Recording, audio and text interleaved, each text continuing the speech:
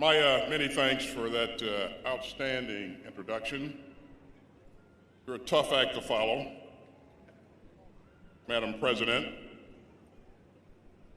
Madam President, that sounds pretty good.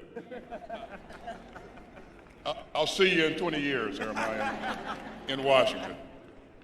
And hello, Fayetteville State University.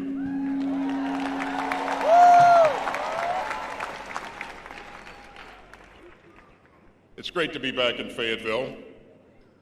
For years, I served just down the road at Fort Bragg, and so for me, being here feels just like coming home. Fort Bragg is home to some of the world's finest warfighters, and their strength is a reflection of this community. So I want to thank the people of Fayetteville for making this place such a special place for our troops and their families. And Fayetteville is a pretty special place for me as well. For more than 40 years, I've been happily married to a woman who I met right here in Fayetteville. My favorite Bronco, Charlene Austin, class of '82.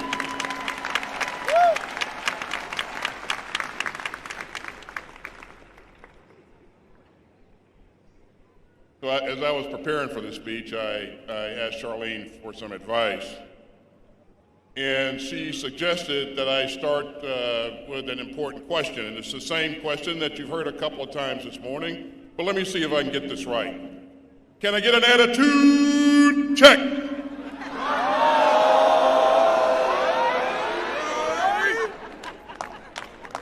Right. You know, that Bronco pride is everywhere in this crowd today. You can feel it from your professors and your deans and your mentors. You know, since that first university studies class, they have challenged you and mentored you and pushed you to be your very best. So let's hear it for your professors and the university staff.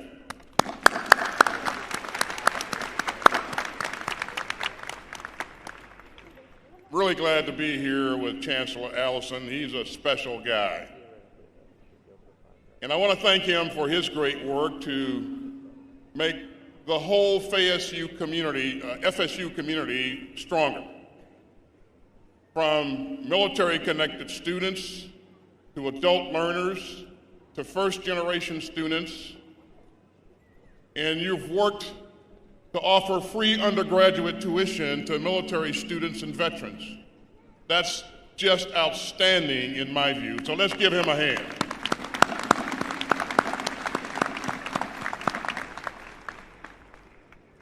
It's a huge day for the families and friends who have gathered here as well. They have cheered you on, they have sacrificed for you, and they've encouraged you every step of the way because they believe in you and they believe in the power of education. Even though they're pretty excited to be done with paying the tuition bills as well. But this graduation belongs to them as well, so let's make some noise for the families.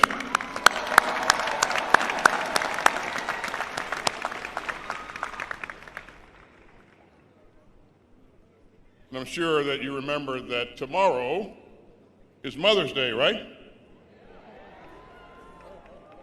So for all the moms and the grandmothers and the godmothers, let's give it up for them.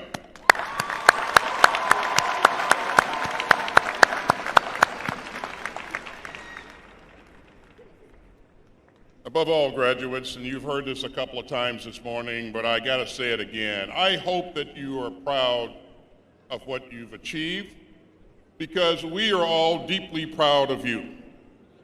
You've made it through a global pandemic. You got through college algebra. You put in the study hours at Chestnut Library. And if you're here today, that means that you paid off every last parking ticket.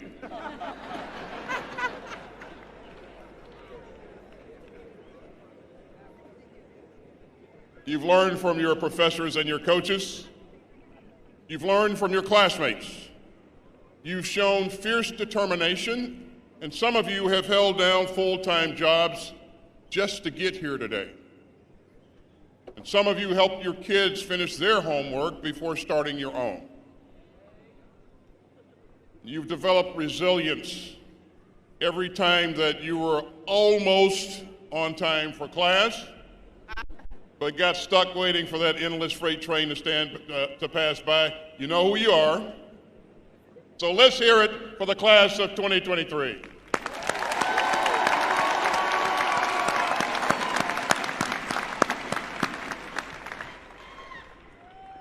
Now I know that I'm standing between you and some serious celebrating. What I'd like to take a few minutes to talk to you this morning about the importance of service.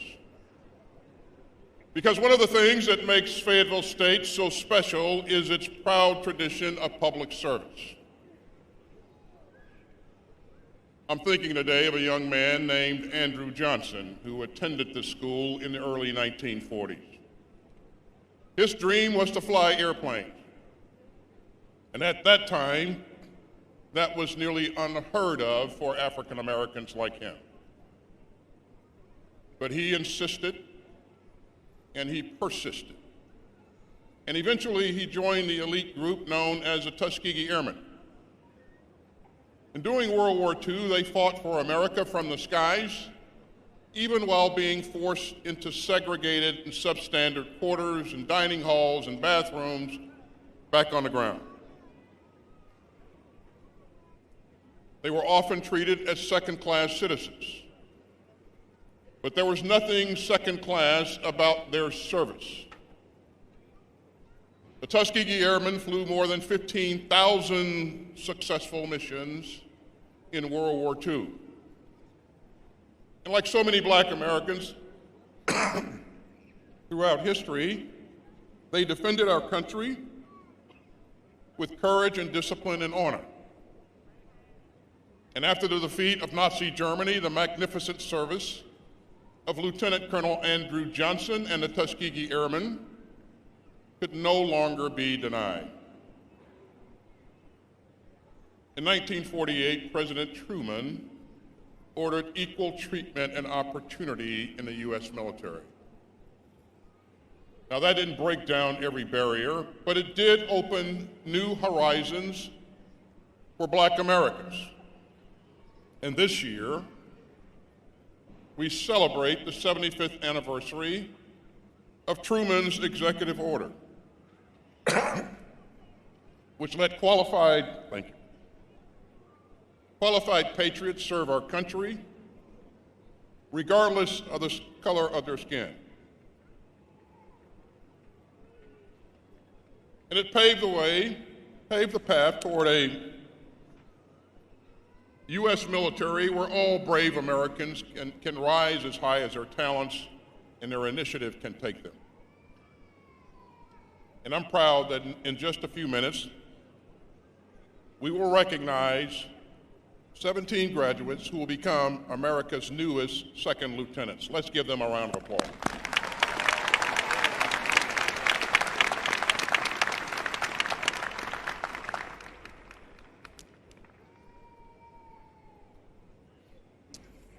So graduate service deepens our democracy. Service brings us closer to the full promise of America's founding. Service builds on itself, and long after you graduate,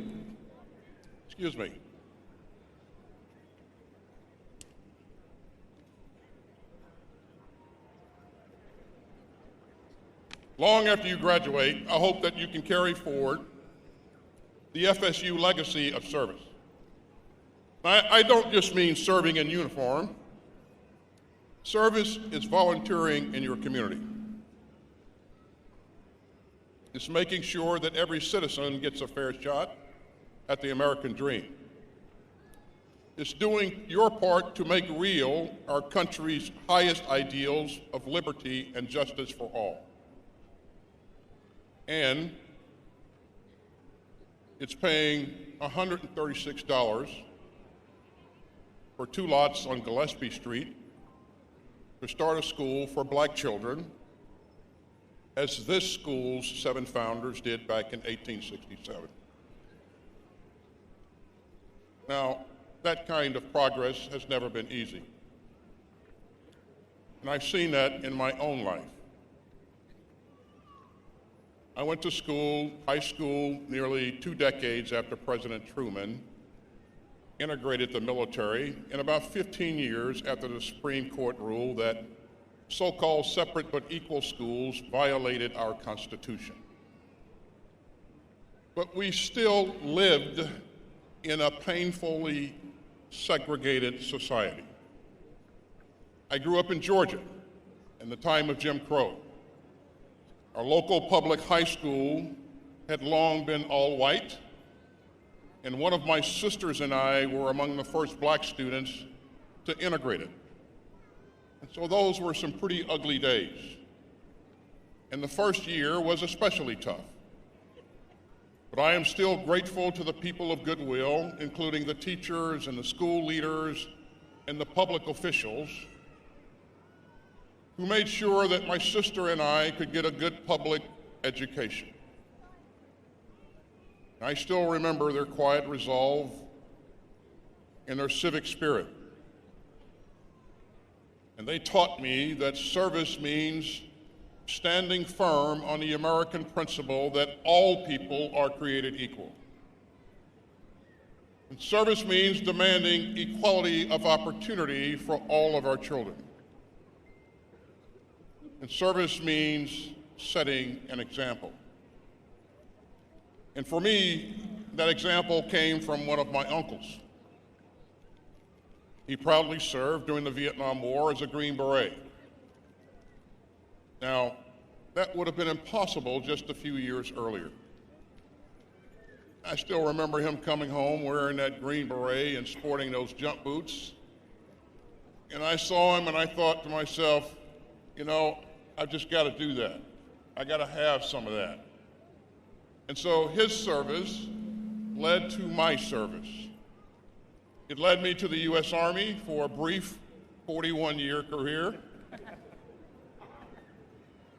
And today, I am deeply honored to be with you as your Secretary of Defense.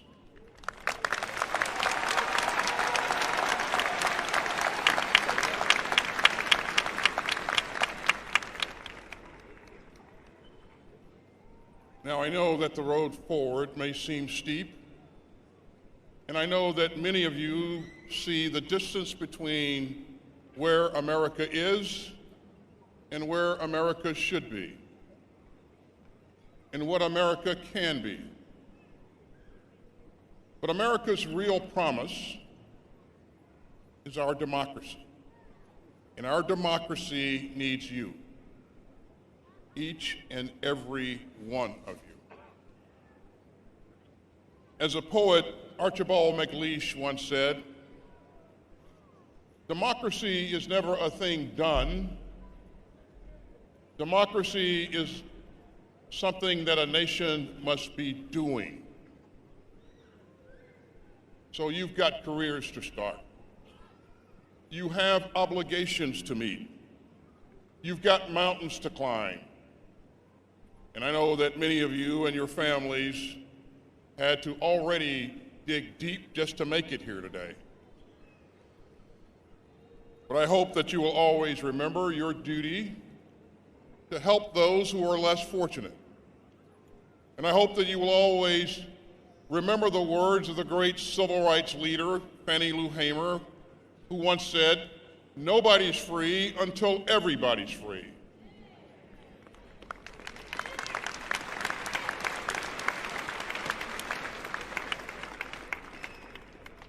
A degree from an HBCU means lifelong pride and lifelong responsibility. With all that this university has given you, we need for you to give something back in whatever way you choose.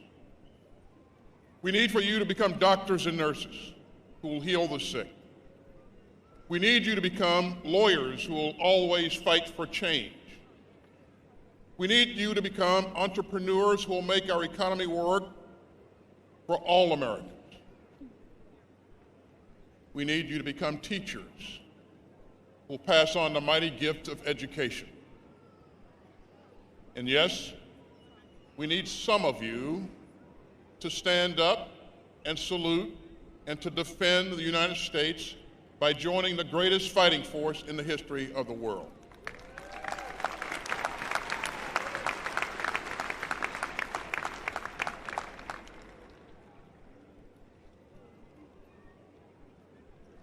And so you'll do it your way, and you'll contribute to something bigger than yourself. You know, whenever I think about what it means to serve, I think about one of my greatest mentors. Her name was Frances Hesselbein, and she died last year at the age of 107. She led and transformed the Girl Scouts of America. Fortune magazine named her one of the world's 50 greatest leaders. And Frances would always say, to serve is to live. Now, as you graduate today, I know that some of you are worried about what's next. That's normal. Absolutely normal. And chances are, at some point in your life, you might question whether or not you're on the right path. But in those moments, I'd ask that you think about serving others. And you'll always have plenty to do. And you'll feel deep and lasting pride as you do it. Because service nourishes the soul. Because to serve is to live. In class of 2023, you have inherited the legacy of those 7 founders on Gillespie Street. You have inherited the freedom of Lieutenant Colonel Johnson and so many others fought for. And now it's your turn. And it's your time. The spirit of service is right here in your school motto, Res Non Verba, which translates into deeds, not words. And so you're about to walk across this stage to get your degree. Your challenge is to make it mean more, much more than the words on that parchment. Your challenge is to match those words of promise with deeds of service, to put your shoulder to the wheel, to answer the call to serve, and to make America a more perfect union. Congratulations, class of 2023.